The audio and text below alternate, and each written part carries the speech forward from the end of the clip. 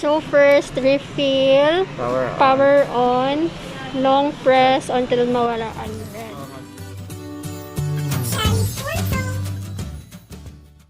Hello chatties, and welcome once again to another video here on Chatty Portal. So for today guys, we are going to do an unboxing video, and yes, nakikita nyo sa ngayon yung i-unbox natin. It's the Epson L3110 printer. Nabili namin siya kahapon and hindi pa siya nalalagyan ng ink. So yun yung gagawin natin ngayon.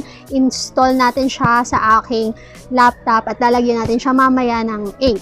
Ay nagkakahalaga po ng, yes, yan po yung price niya. Pero nag-canvas kami sa ibang stores, mahal sila. So yan na yung pinaka mura na offer for this printer dito sa Tacloban. And nabili ko siya sa Robinson's North. Nakalimutan ko yung store, ilalagay ko na lang dito sa video. But anyway guys, yun, binili ko siya kasi magagamit din siya dito sa house, tapos yung scrapbooking, DIY, crafting business, yun.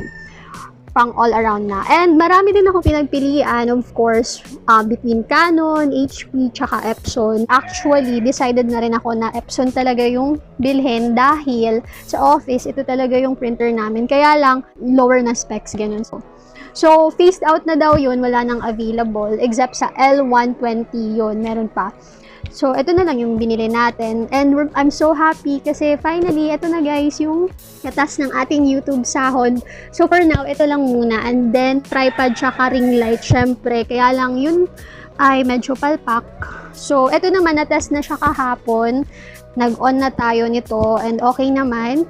So, ngayon, let's unbox na this printer. Kailangan meron tayong gunting. So, eto, sa loob, meron siyang manual with the software. So, syempre, dahan-dahan lang. Then, yan, ito yung cord niya para saksak natin mamaya. Ito din yung free niya na ink. So, empty pa yung ink nito. Dahil nagmotor lang kami kahapon and mahirap kung dun namin papalagyan, baka maalog-alog sa biyahe.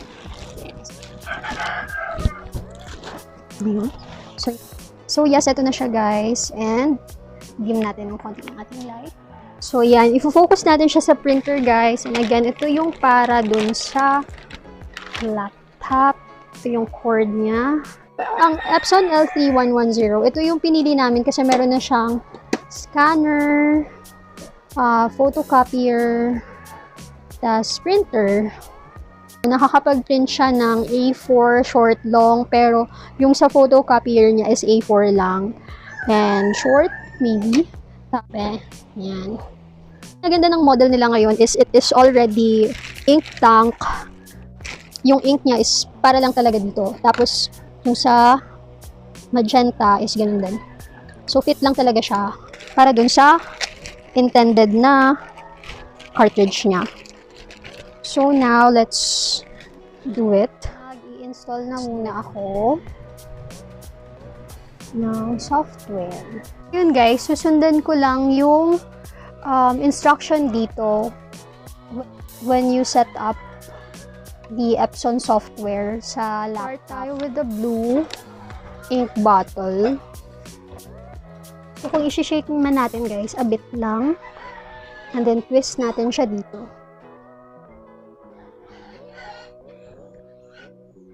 So, ito yung kaibahan niya sa previous na Epson ink.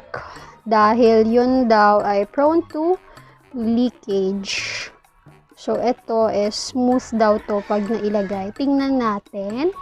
So, you have to position the top of the ink bottle along the slot in front of the filling port and then stand the bottle slowly to insert it into the filling port kasi baka mag-spill. So, ayan. Dito sa baba, makikita nyo na, ayan. Ayan, amazingly talagang na-fill niya na yung ink bottle. Kailangan na natin siyang tanggalin.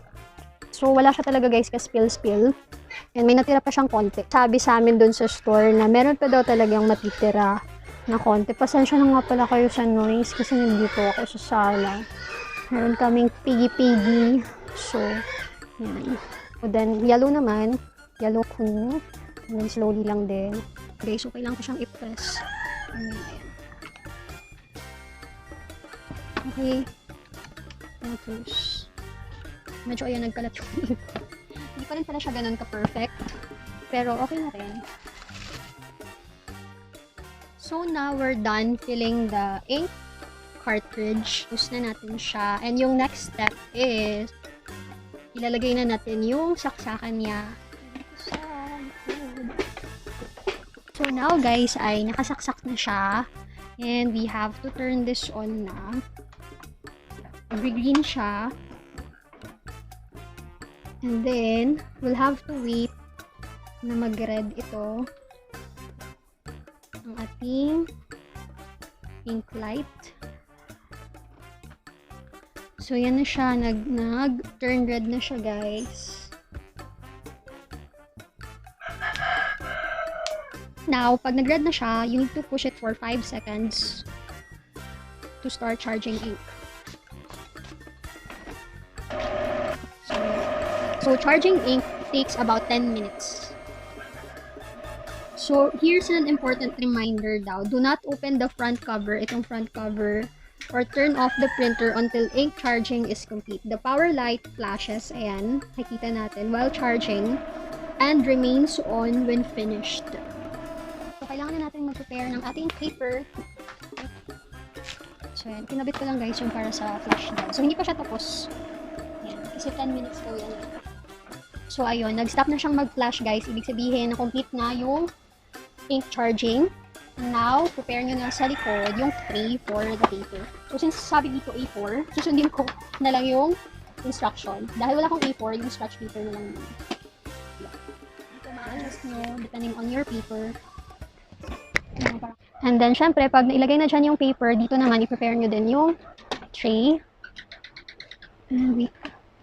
So, that's the tray. Yan. Press the power button to turn off the printer.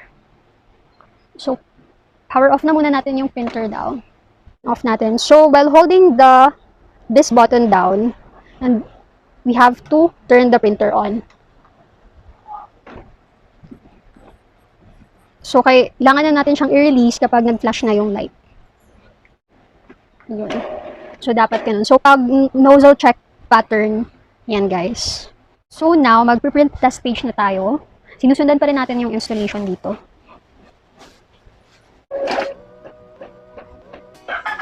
So, yan guys. Medyo may ingay siya and congratulations, you have finished setting up your printer. If there are quality problems in your printouts, click the link. Click here when the printout quality is poor on the screen and follow the on-screen instructions. Check the print head nozzles or clean the print head.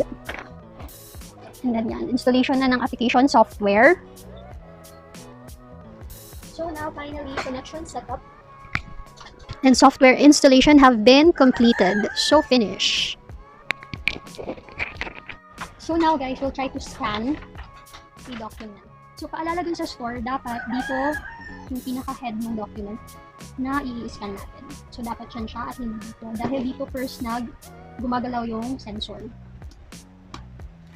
So yan guys, nakakapag-scan na tayo gamit yung Epson scan. So isa-search nyo lang siya. At hindi na kayo mahirapan. Pero nandito na rin siya sa desktop actually. Sa setup. And now, test din natin yung photo print. So, Epson photo print. And then, so trying to print photos now. Borderless siya, guys. Ito yung sample ng borderless na printing.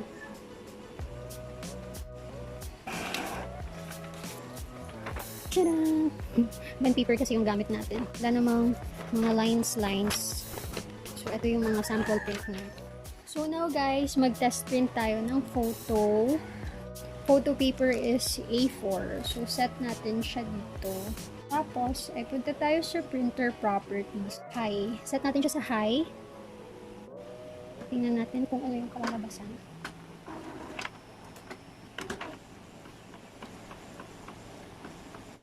Sana hindi siya nagdoblot.